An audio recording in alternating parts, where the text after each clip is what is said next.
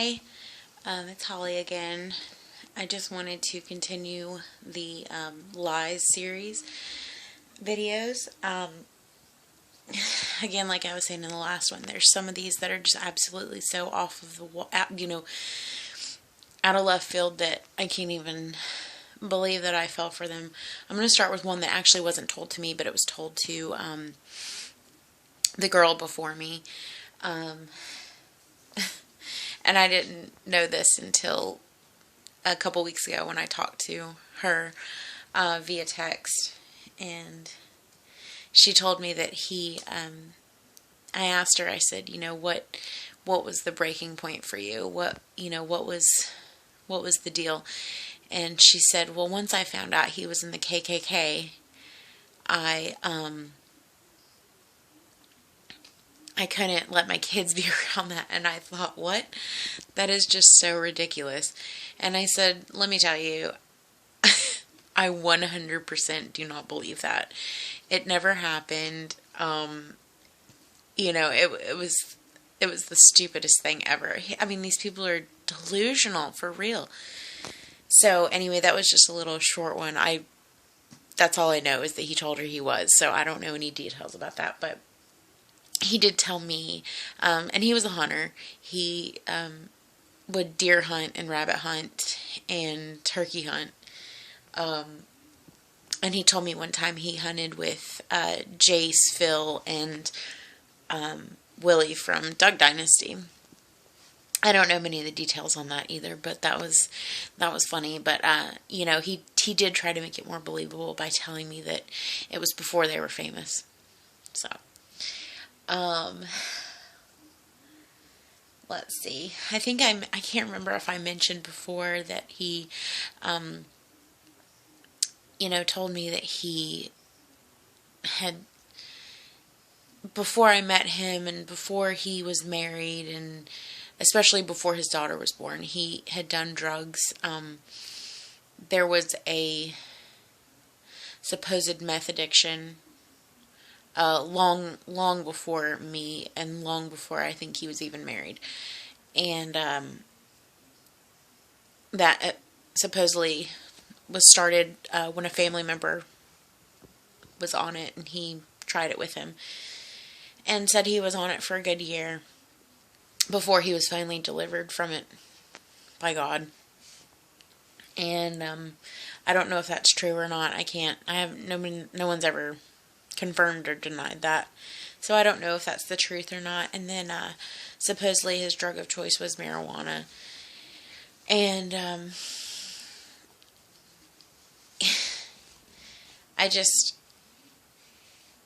I have a hard time believing that he stopped while we were dating.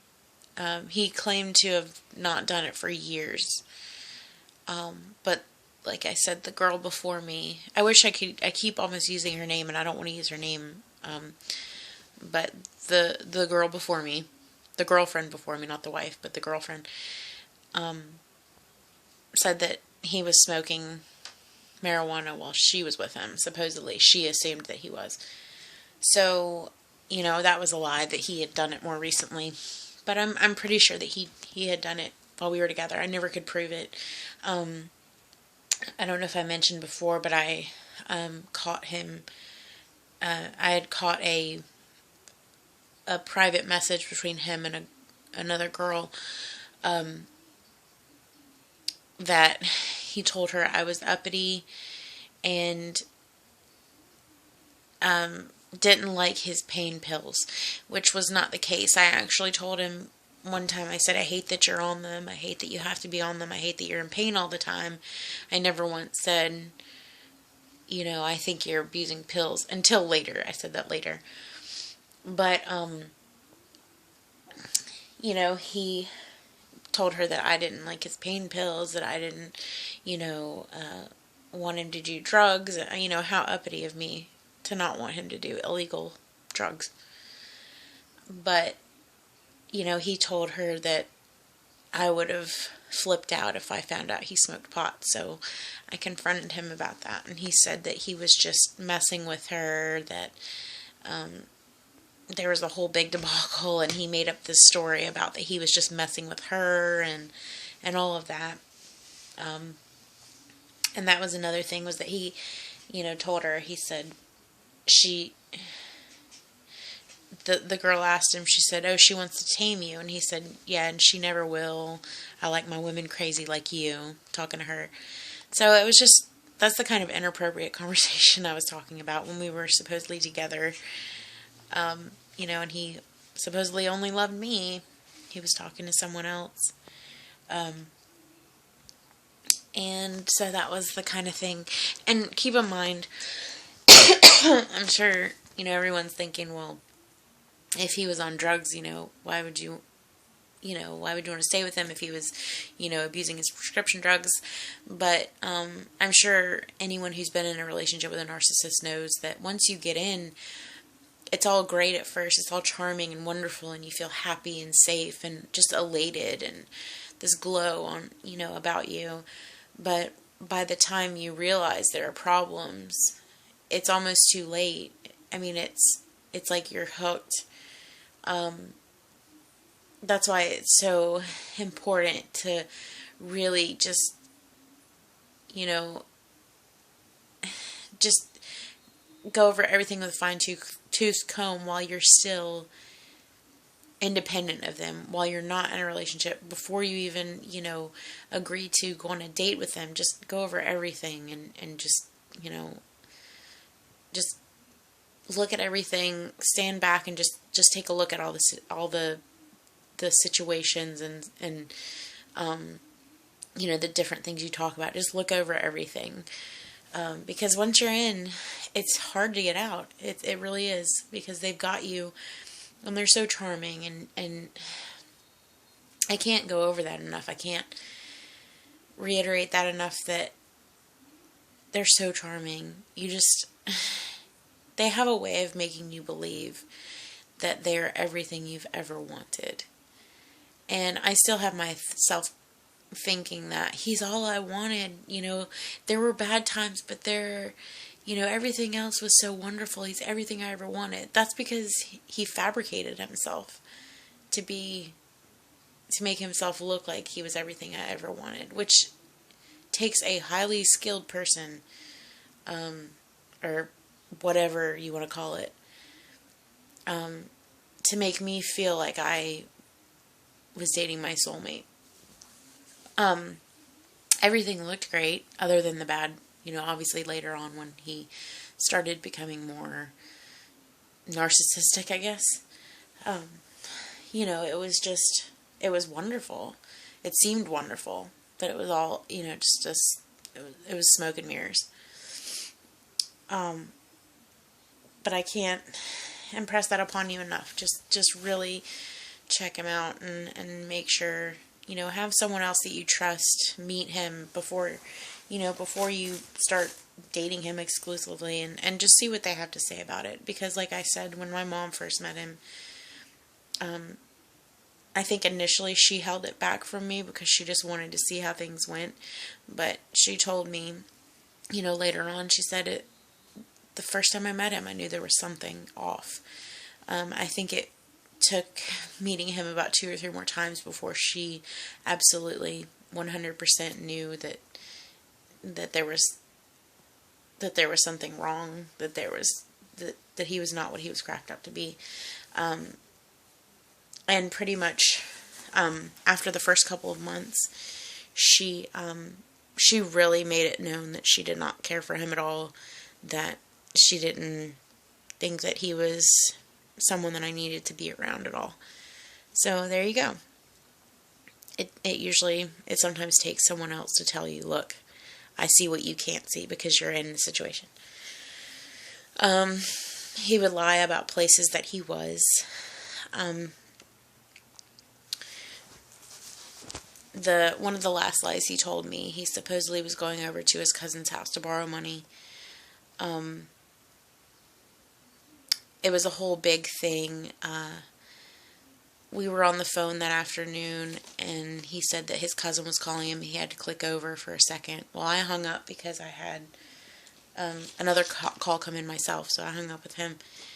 And he called me back and 10 minutes later and said, why did you hang up? And I thought, you just got off the phone. You've been on the phone for about 10 minutes. Why would I hold for 10 minutes?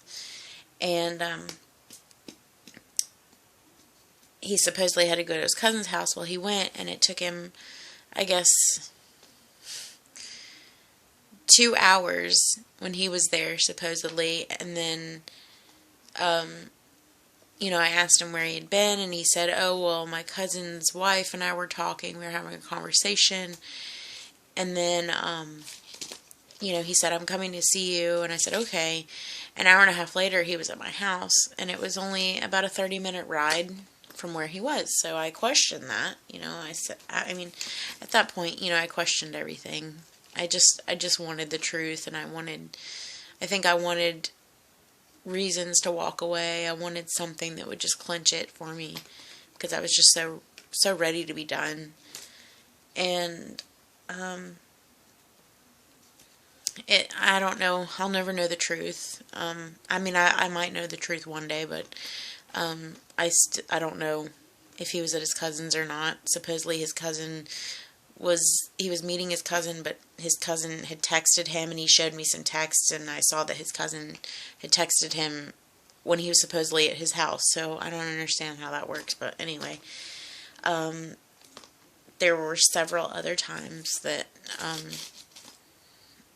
he was someplace where he was not. He didn't say he was. He was saying he was somewhere else.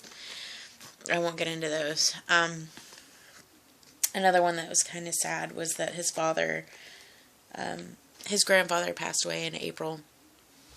His dad's dad. And then in June, his father wasn't feeling well. And he went to the hospital and found out he had stage 4 lung cancer, which was very unfortunate. And it was a matter of weeks. He went downhill pretty quickly. And my best friend, who is his cousin, she and I happened to be talking on the phone one day while he was, I'm not sure where he was. And I said, he says he's visited his dad, and she said he's only been up there one time in the last 2 weeks. I think at that point his dad had been in there for 2 weeks. She said he's only been up there one time. And I kind of had a cold chill go over me when she said that, because I remember him telling me every single day, I'm going to see my dad, I'm going to see my dad. And I thought, that's so weird. That was sort of when it all started coming to a head. That's when it really, back in June is when I think I realized how kind of sick he was, and kind of just how much trouble he was. And I asked him about it, not in a questioning manner or confronting manner. I just asked him, they said you've only been up there once. And it was this big old thing that, he said that they were liars and that they didn't know anything, and just absolutely flew into just a rage about, he couldn't believe that they would say that that's not their place to judge and all this stuff. And I thought, you protest, you protested too much, but, I don't know. I don't know how many times he was there. I don't know. There were times when we spent time together, and he would be talking to his dad on the phone, telling him I'll be over there later tonight, when it was about 10 o'clock at night, and we were going to be spending a couple hours together before I went home. And he told his dad I'll be up to the hospital about 1 or 1:30 in the morning, to come spend the night there with you. I found that hard to believe, because, I think his dad probably went to bed early. He was, an early riser, an early bed person. So I don't know who he was talking to on the phone when he would tell him, when he said he was on the phone with his dad. I don't know. Being with someone like that makes you a paranoid person, and you kind of feel paranoid even when you tell other people, I thought this or I thought that. You feel like you sound kind of paranoid, but that's how they make you. They make you just question everything. They make you, when they're not there, or, you're not talking to them, you constantly have these scenarios running through your head about where is he, what's he doing, who's he with.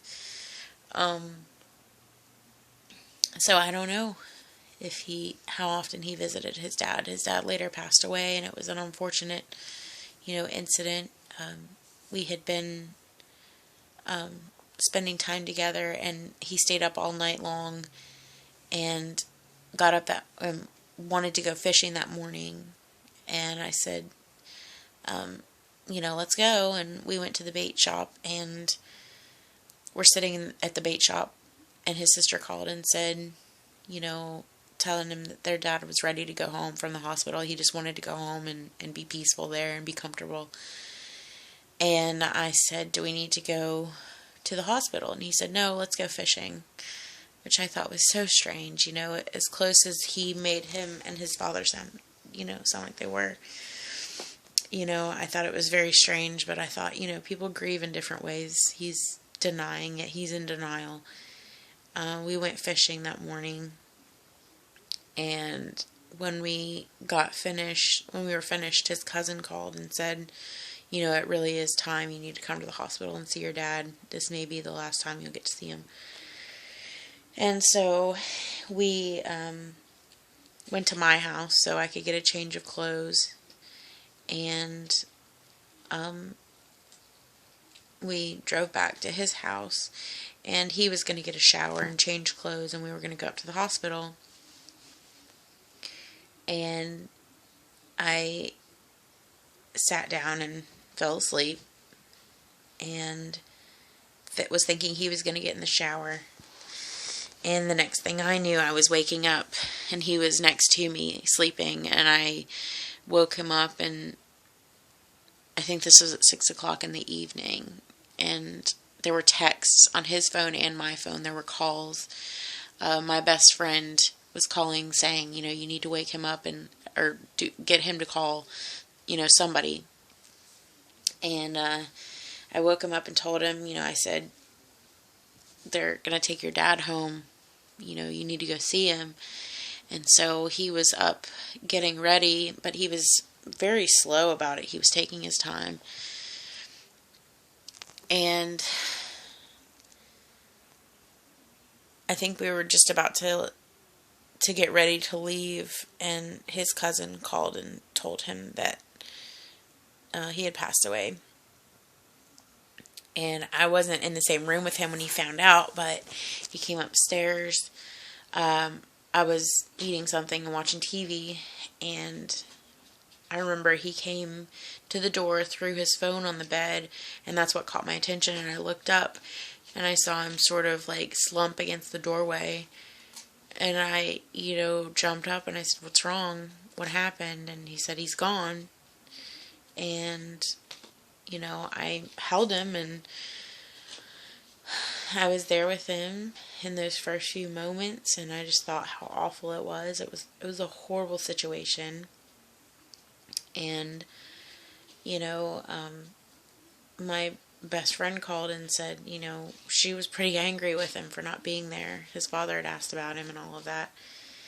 And, I told her, I was like, I don't know what to tell you. I, tried to get him to get ready, and he fell asleep instead. So it was just weird that the priorities were so off there. And, I think if he could feel and could care, he would love his father. But, I don't know what to think about that. That makes me so sad to think that he didn't care, or, I don't know. But, it was just an awful situation. So, I don't know. I don't know how those people care. I don't know how those people feel about, death and grieving and all of that. I couldn't even begin to imagine, because I can't even begin to imagine how they feel on a daily basis. And I'm just going to really quickly run over some excuses he made for lying. I got to a point with him in the last couple of months where he would admit to lying that he lied, that he was a chronic liar. He would admit to that. He admitted that he and his therapist had talked about it before, that she knew that he had a problem with lying. And, I wanted to help him. I wanted to get him help. I wanted to, help him to be a better person. I didn't realize until I started really investigating into narcissism that most people concur that it's a lost cause, that those people have to go through some serious soul searching before they can finally change. But I asked him, I said, why do you lie so much? And a few of the excuses that he told me, he said his family lied to him as a kid. He said that a lot of the things told to him when he was a child were tall tales. I don't know. I don't even know what that means. I don't know I don't know why they lied to him. He never gave me a reason for that. Those could have been lies too. He was supposedly abused when he was a kid, verbally, mentally. He claimed that his brother beat him up. I could see if you had a brother, and two boys in a family, they're going to play rough. I don't know if he took it to an extreme or if it ever happened at all, but supposedly his brother, beat up on him a little bit, and I'm not downplaying that. Obviously, if he was abused, that's a serious thing, and it's also could be an indicator of why he's like this. But I just don't see it. He was at odds with his brother a lot of the time, and he kind of hid a lot of that from me. A lot of the arguments that they would have over text, he hid that from me. So I have an idea that his brother was onto him, was onto his, his lies and stuff. And he actually told me a little more than he probably should have about his sister-in-law, saying, you need to stop pitying yourself all the time and man up and just live your life and stop, saying me, and think of other people, which I thought was interesting. He also told me, which I thought was interesting, he said he disappointed so many people at one point that he felt he had to lie to avoid that. And that was his sob story. He would cry and say, I was doing so well at my job and I had all this stuff going for me. I was making so much money and then I disappointed all these people, and I don't understand how he disappointed people, but then, he didn't go into that, but he said he felt he had to lie to them, lie and make up things. As far as I know about narcissism, and I haven't looked into this very much, but I have heard that the onset of this kind of personality disorder comes with adolescence. So I'm guessing late teens, early 20s. I'll look into that a little bit more because, I'm interested in that. I'm curious to know because I think I mentioned before we were in kindergarten together and I didn't see him again until we were in middle school, I think 6th grade. And,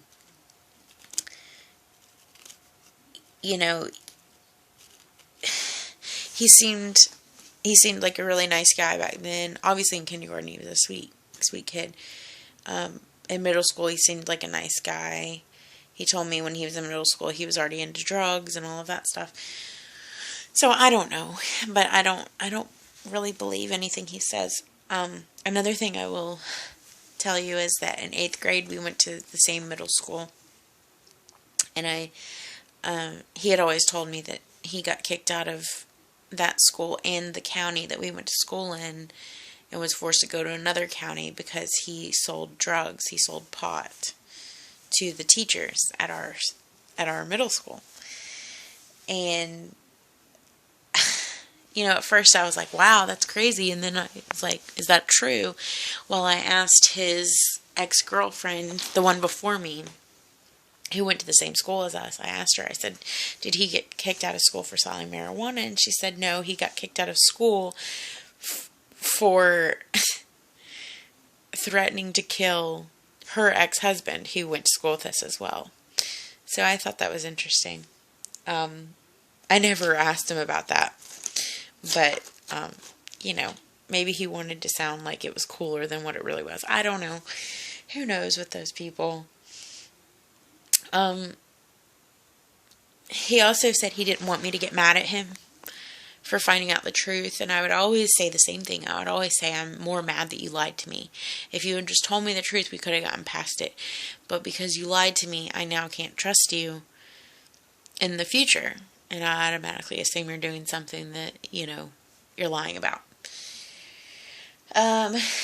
There was one time that I caught him lying, and I had proof of it, and he said, I knew you would find the proof, so I wanted you to find out on your own. I didn't want to be the one to tell you. Don't even know what to say there.